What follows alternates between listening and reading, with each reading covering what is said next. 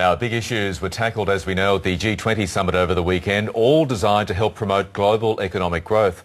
One of them was the gender gap and a promise to increase female participation in the workforce by 25% over the next decade. Joining us from Brisbane is Hana Satriyo, Director of Gender and Women's Participation with the Jakarta-based Asia Foundation. Hana, thanks for joining us this morning. Good morning, Lisa. Good morning. Pleasure. Look, the rise of 25%, this target that has been set by the world's leaders to increase female participation in the workforce, we'll see about 100 million women inserted into the workforce over the next 15 years. How do we reach that target?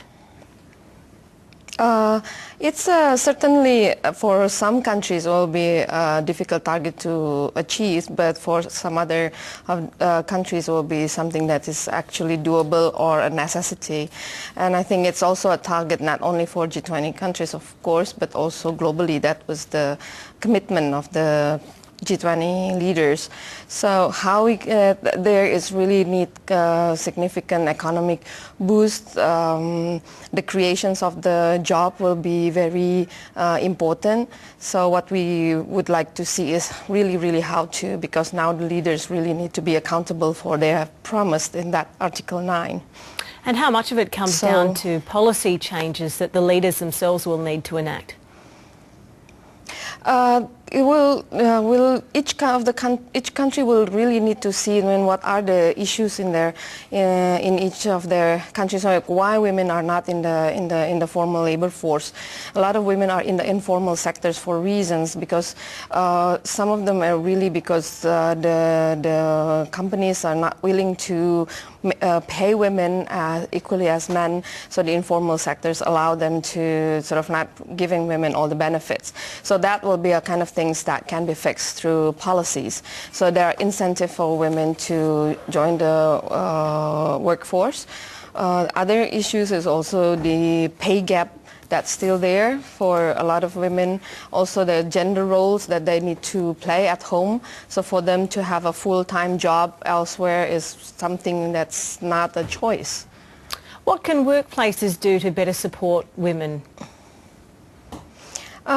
We see that in some places where the lack of daycare, for example, that most of the women who are in the workforce are also women in their productive sort of age, so they need to care for their children. So you need to have workplaces that provide daycare for women with small children, and also safer place. We see, if we look at around the developing countries, some factories are not really providing a safe place for women to work. The harassment, violence that they experience in their working sort of places are also need to be tackled. So if there are more commitment from the state and the business people to look at them at that, they need to look after the women. They're not just there because they need the money, but also because they're part of the society. Absolutely. Look, the departing Westpac CEO Gail Kelly gave a press conference a couple of days ago where she said flexibility in the workplace is one of the things holding women back from executive positions in Australia. What do you make of that?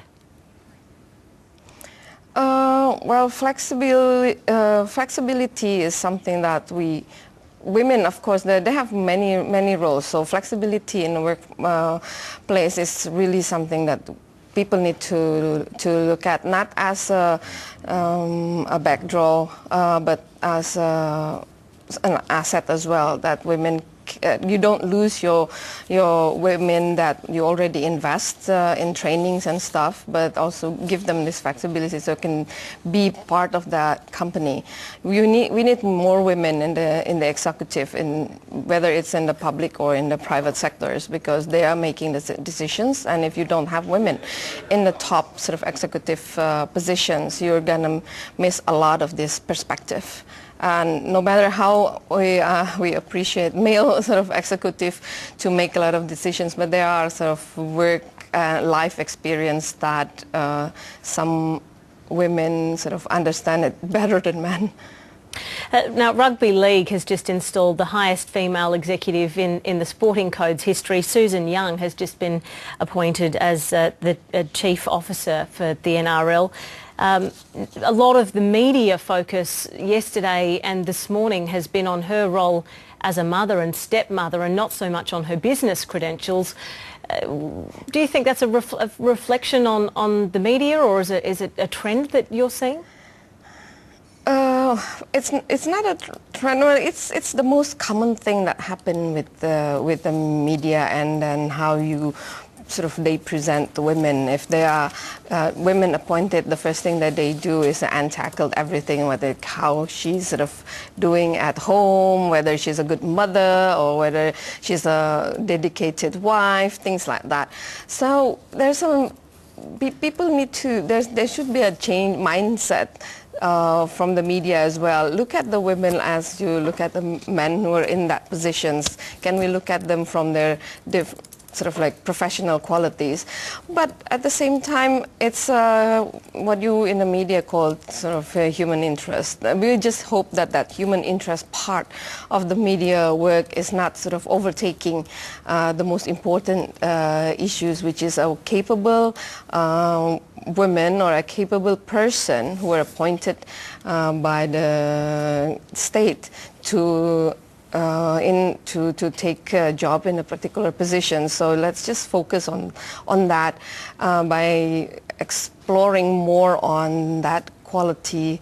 We will see that you can also educate the society as a whole that women are sort of the same like men, have are professionals and have qualities that beyond their role as mother and wife and grandmother. Hana Satriyo in Brisbane, thank you very much for your time this morning. You're welcome.